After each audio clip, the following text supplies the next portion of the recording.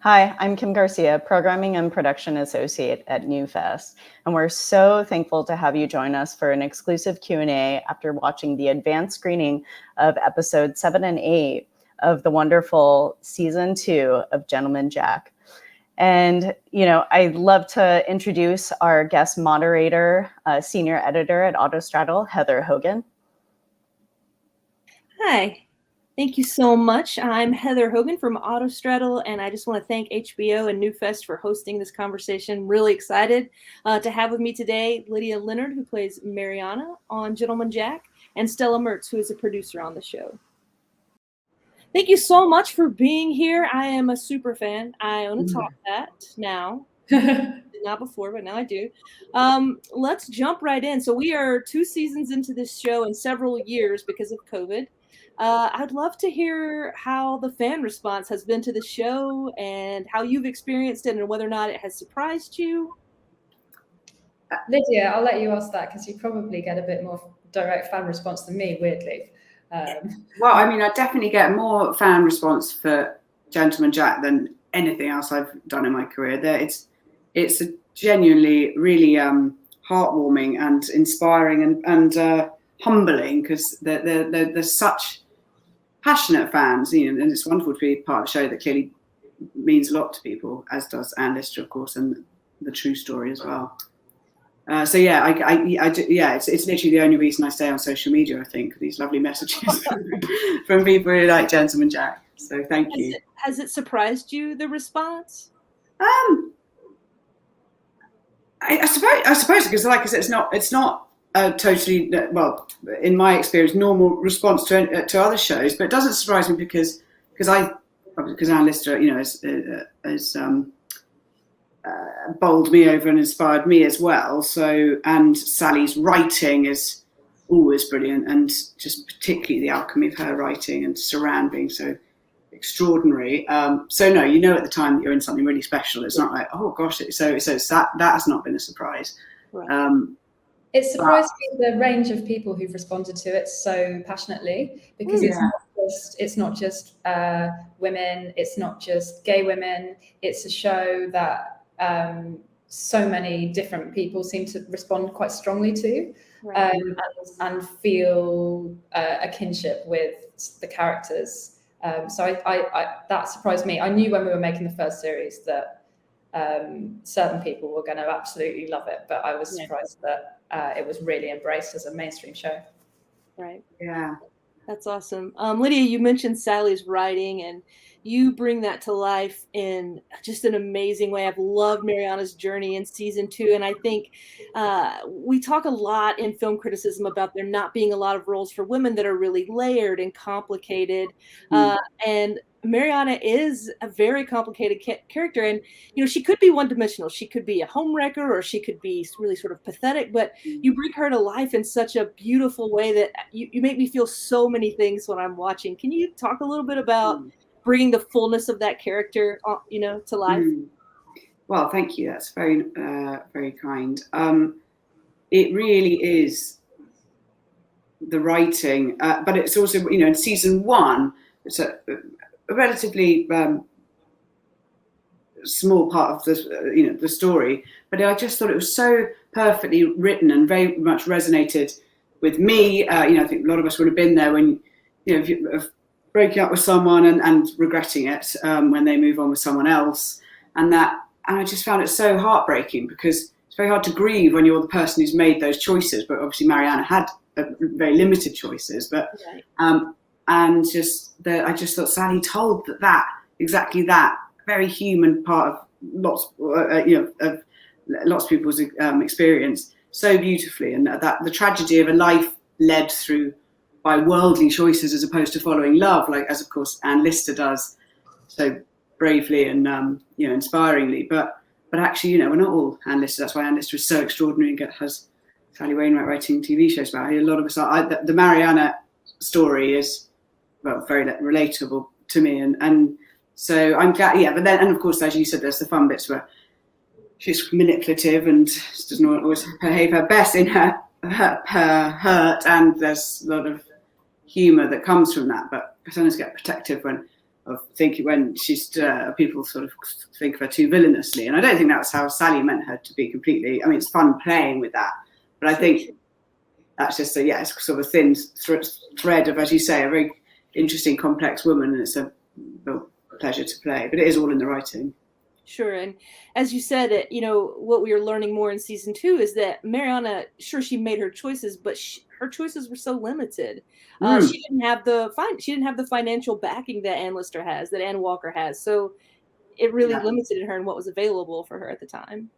Absolutely, exactly. As you say, there's a financial situation for women normally at that time, but particularly with Mariana as opposed to Ann Walker and Ann Lister, that meant she had to marry Charles. That was what you would do. It wasn't some money grabbing part. It was just survival. So, but Ann Lister, Ann Lister has.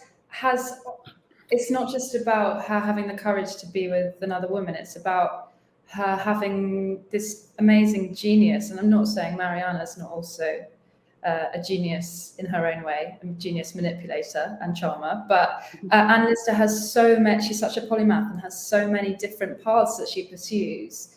And Mariana didn't have those options either. I don't think it's necessarily all about Ann Lister having more money. She wasn't sort of rolling in it, but she made that money as well, didn't she? And made success of the mills. And sorry, I interrupted you. She had a point of difference where she wanted to make her own money and she wanted to challenge a male world around her, as well as be who she was in terms of who she wanted to go out with. Yeah, I love the way. I mean, that. So you're up to episode 8 now. I just really love the. As you were saying that, said I was just thinking about the one for hypocrisy as well, like of how Ann Lister is with her sister, and she's proposing, and how this lovely sister, well, not lovely sister, has been so supportive of this relationship, and then actually Ann Lister's, there's an argument that there is an element, isn't there, of her relationship with Ann Walker, which is just as fiscally driven as totally. Mariana did to survive. So it's just wonderfully layered and not black and white across the board. Right. Absolutely. You've talked about, Lydia, and I would love to hear from you, Stella, about taking like badass characters home with you, characters you play and engage with, taking them home with you. I'd love to hear sort of on the show what characters and characteristics you're sort of taking home with you, both of you, from working on the show. That's such a good question. That is I already take home being gay, so that's sorted out. I do that in my spare time as well. But I don't know. I probably became even gayer. I stand up for myself quite well, but I don't know if that's a new thing. Lydia, any characteristics of the Ann Lister world that you would say you observed about me on the set of Gentleman Jack? Observed about you? Yeah. And I'll do the same for you. Just your elaborate hairdos that you'd come in. That was mainly it. It was the hairstyle. And what about you, Lydia? What do you think? I don't know. I mean, it's a great pleasure working with Saran, who's very, very. I don't think a lot of people realise quite what the amount of work that goes into playing a lead character on a television series, let alone Ann Lister and the amazing characterisation that she's done. But I mean, it is so much. Mine was very easy because, as in time, I had a lovely time for a couple of weeks in a cottage in the Yorkshire Dales and in and out doing the whole thing really. But Saran was there for, well, you all were for a long time because of added complications obviously of the last couple of years. But so anyway, but she is always a real, so incredibly professional, and she brings everything ready to go, which sounds obvious, but when she's so it's so I suppose I took away some inspiration from that, would I say. Yeah. Very cool. I am wondering if you could talk a little bit. There was a scene in the 4th episode, which was this sort of lengthy breakup for like the whole episode. And there was a scene that was sort of released after in which Mariana says, "I'm still in love with you." It didn't make it onto screen. And I'm wondering, that is true, right? You would say that Mariana probably still is in love with Ann Lister. Yeah. Yeah. I think so, yeah. Stella? What's the scene that didn't get onto screen? It's sort of by the fireplace, and they're sort of arguing with each other, and it's just one line in which Mariana says, I'm still in love with you. Oh, right, okay. So is that one it might be one that's in the BBC one and it's not in the... Right, I think that's what it is, yeah. Yeah. Because sadly we have to make it slightly shorter, but yeah, definitely. Oh God, yeah, they're both still in love with each other. I think the way they wrote to each other, the way they, I think that's something that Sally did really cleverly. Is she just made the first 3 episodes feel like Ann Lister was thinking about Mariana all the time. Right.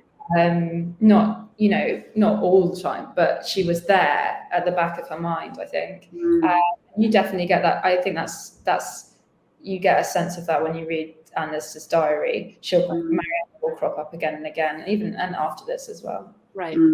Yes. For the rest of her life. Yeah. Yeah. Well, I suppose if you think about waiting for a text message, waiting for letters all the time, I'd be a wreck. Text me back. Yeah, 2 weeks later, you get text back. They were very compatible as well, Mariana and Anne. And but Mariana was in terms of sort of intellect, and they're a similar age than. I think Mariana was a couple of years older, wasn't she? But and then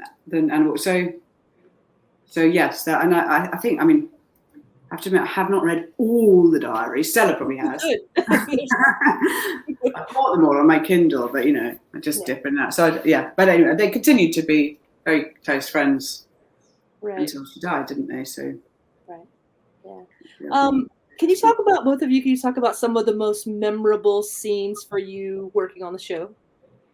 Actually, one of the most memorable ones for me was that scene in episode 4 when you're outside, Lydia, you and Saran, and it was outside and going over the past. You really start to walk to Mariana. You really start to feel Ann Lister's pain, and they talk about the past that they've had together, and then they sort of kind of move on in a really adult way. And I was watching that, and watching you do it, and it just felt so like 2 people who'd really been together for 20. And it's when Mariana says 20 years ago. We've been talking about this for 20 years. Yeah, and it just feels like yesterday, though, doesn't it? When it's that wound.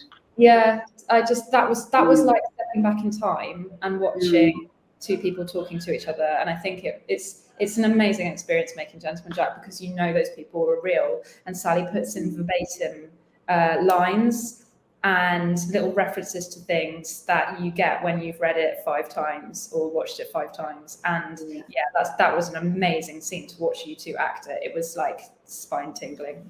Yeah, I remember that. That would be mine as well. Yeah, it's a particularly brilliant scene, and all of Sally's writing is, just really phenomenal. But that one sort of goes all over the place, doesn't it? And you really, it was not the only, but one of the only chances you get to see them. Even though in the middle of it, they are very, very passionate and fighty. But as you say, you get to see that the comfortableness between them of 2 people who know each other so well and have been through everything. It's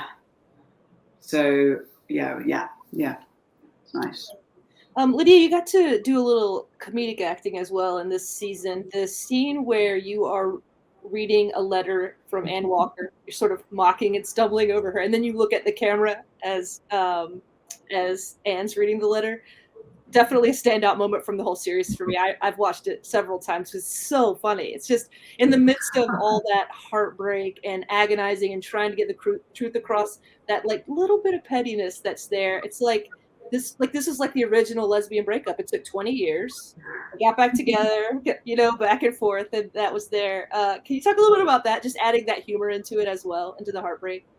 Yeah, I'm surprised that look made it in, actually. I remember thinking that's a bit over the top. Oh, it's so good with the I eyes. remember when we were doing it. you did a bit of a sort of when you were rehearsing it, and Sally texted me and said, "Get her to do that. Get her to do that." Make her Really? That's funny. Yes, it's fun. Yeah, it's fun. It's fun to play all those notes of. It's what love, isn't it? Oh, and particularly when it's love that's being taken away. So it's a bit that makes you a bit childish and petty and not your best self of being jealous of another woman and just being. But it's how it'll feel, isn't it? So yeah, it's a pleasure when the writing is so good and so nuanced and based all in truth. It's then you have the confidence to really play those. If it was made up script, you might feel a bit bad about, or worry about how you're portraying a person, or or just women generally, or in terms of the pettiness or this. It's like, well, actually, no, when it's all real and so well written, you can go there because that is how people behave, or I behave when you're in pain or in a difficult sometimes. So it's fun and it's funny. You wouldn't make up that scene either, because you think, oh, for goodness sake, why would your ex want to hear you read aloud a letter from your wife? And yet it's true, and she did it, and that you're so right, Lydia. Of course, that gives you license to feel it in a different way. Yeah, I love the bit about because of Anne Walker's terrible handwriting. So, just throwing a bit of shade.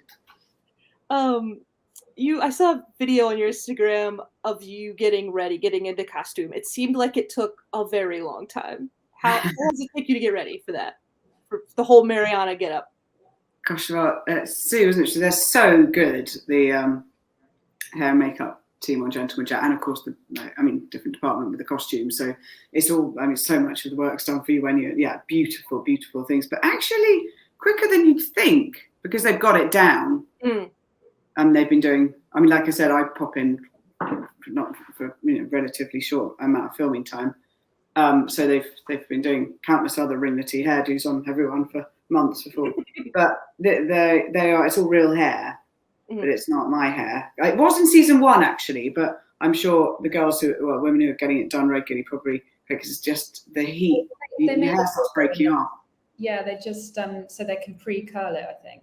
Yes. So now it's real hair, but they're pieces. Yeah. So it's it takes a while, but it's all relative. It probably takes an hour, half an hour. Oh wow, that's much faster than I would think. Yeah. It's pretty quick. But they're great. Well, there's so many bits. Right. Yeah. This is not your first corset experience. You've done some corset work in your career, right? Yeah. In Berlin. Yeah. Yeah. We're very lucky. We wore some beautiful dresses, but no, Tom Pye's dresses are, just phenomenal. And this year I got, this season, I think I had at least a couple made, from scratch. And it's very, it's wonderful working with all the, the seamstresses and obviously Tom, designer, and oh gosh, what's lovely.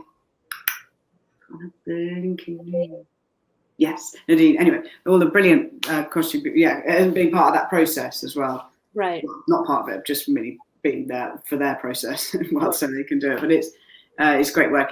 Working with people, compete different skills to your own, and again, just really interesting and wonderful part of the job. Awesome. Silly, you've worked on some other queer shows. You worked on Last Tango in Halifax too, right? Yeah. So just a phenomenal show, everyone. It's a fan favorite as well. How does Gentleman Jack sort of how does it sort of relate to some of the other projects that you've worked on? How does it stand out to you? Yeah, I don't know. I think Gentleman Jack, I've sort of worked on pretty much for 5 years because I worked on the first series as well, and then it's a really involved process of research and all the stuff with the diaries and everything for the second series, and so it's quite immersive. But I think that's like the experience of watching it, and I've never, obviously I'm very biased towards this show, but I never have watched a show that makes you feel so much like you're in a world that's been created around you and you're walking through that world. I just think it's really transporting. and I mean, Last Tango is an amazing show, and it has that same kind of reality to it. It's people. The people in Last Tango are just you. You know that people around you are having conversations like that. Theirs are slightly funnier, Right. and then the situations are slightly bigger. But really, it all feels so real. So there's that. I mean, obviously Sally writes Last Tango as well, and I've worked on other period dramas as well. And it's just feeling that kind of authenticity and the sort of crazy level of attention to detail that Sally puts in her scripts and the way she shoots and when she directs and how she writes the scene directions. I've been really, really, really spoiled by working on Gentleman Jack. I just think it's just the most wonderful show, and everyone is so brilliant. Like what Lydia was saying about Tom and Lynn and Sue and Murray, who writes the music, and the directors that we get, Amanda and Ed and Fergus on this series. And Phil, who's series produced, everyone's just completely amazing and loves the show. So it just it attracts really fantastic people. Very, very cool. I wanted to ask, Sally has mentioned that in interviews that it's taken almost 2 decades to get this show made. And I'm wondering why it is you think, maybe kind of why it's taken that long, but also what is it about the show? Because you both touched on this today. For something that is, over 150 years old, it still feels so modern, and the emotions feel so, waiting on that text message. Like, yes, we still go crazy waiting on those text messages, but waiting on letters, like there's so many things that are so far removed from our reality now, but it still feels so fresh and real in a way that we haven't really seen on TV before. Yeah, I think it needed someone it needed Sally to unlock it and make it feel, because when you read Panelists' diaries, they're so interesting, but they don't read like watching a TV show. It's not very funny at the start, and so you needed someone whose genius is to see that having all these letters with Mariana is like reading WhatsApp history, or those really, really playful modern, and those things that every woman has felt in a relationship, every person has felt, every frustration about living with someone or dumping someone, like you were saying, Lydia, who could just pick that out. And I think it feels like it was meant to be made at this moment, because it is a big mainstream show, and it's a show that isn't a niche, and it's so much better for that. I think it's still eccentric and it is still kind of niche, but it's not made like only these people over here are going to watch it. So for better or worse, I'm glad it's been made now, I think. Absolutely. I do need to ask you, does Saran really walk that fast? Does she walk like that? Yes. Oh, man. In true life? Yeah, all the time. And she talks like that and she dresses like that. she's got good stride. Don't you think, Lydia? I suppose you were mainly kind of in rooms together. I don't notice. I suppose I've never noticed how I've noticed how Gentleman Jack walks, obviously, very fast, as people have pointed out. But I've never really clocked it, I'm afraid. I tend to just meet her on set. Yeah, exactly. You look at the room and she's there. Yeah. To be fair, she's immediately gone. So yeah, maybe she's fast up. She does walk quite fast. Yeah. It's funny. I've been writing about lesbians on TV for like 15 years, and my wife, when we watched Gentleman Jack, the first episode, she said, "She walks just like you." I was like, finally, lesbian walking representation. That must mean a lot. Yeah. Scene. So we had I work for a website, Autostraddle. We have a gay summer camp where we have people come in, and we screened the season 1 finale before it aired on HBO. We had a big screen brought in, and we had all these people on the lawn watching it, and they acted like we were watching a sporting event. They cheered and jeered and booed. And I just wish everyone who worked on the show could see that, because it really was like watching a basketball game. It was nothing I've ever experienced. But I'm just kind of wondering, like, what will you take from the experience of this show and the way that it's been received, like into the future work you do? Well, it's probably just spoiled everything from now on. Because I'm like, well, no one likes Jack. No, it's I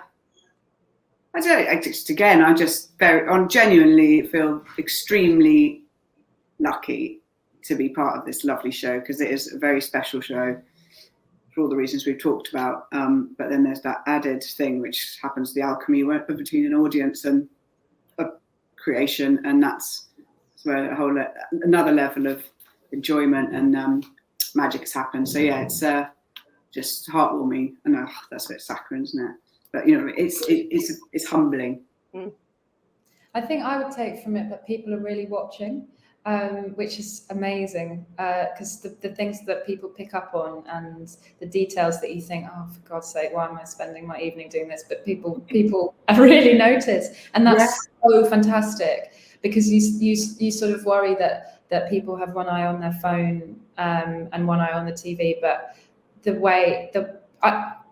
it makes you feel like people are really watching. Yeah, I bet, because must have been doing it for you were doing, I mean, just this series alone for like a year, and we all know what it's like on set. You do get obsessed with the detail because we're all in that bubble and making that thing, but particularly for you, Stella, being, running it all and being there for so long. Yeah, I must be so not tempted, but after a while to think, hang on, have we gone mad? Is anyone going to care about that little detail? We're lucky.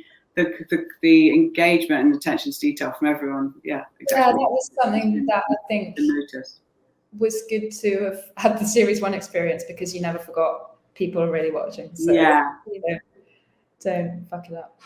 Yeah. Sorry for saying the F word. I didn't know. Is there any chance we might see a season 3? Do we know? Don't know yet. Fingers crossed. Okay. Awesome. There's a lot more to say about Anne Lister, isn't there? And her, her merry band of women. There's a lot more to say about Mariana too. There's Thanks, God. Anything else you would like to say to the fans of the show before we head out? Oh, just hello, and thank you for all the amazing support. I love all the little, I love reading messages, or just all of the engagement and the love back. Really, thanks so much, and how happy it's made. Well, I'm going to speak for myself, but all of us who are involved in the show.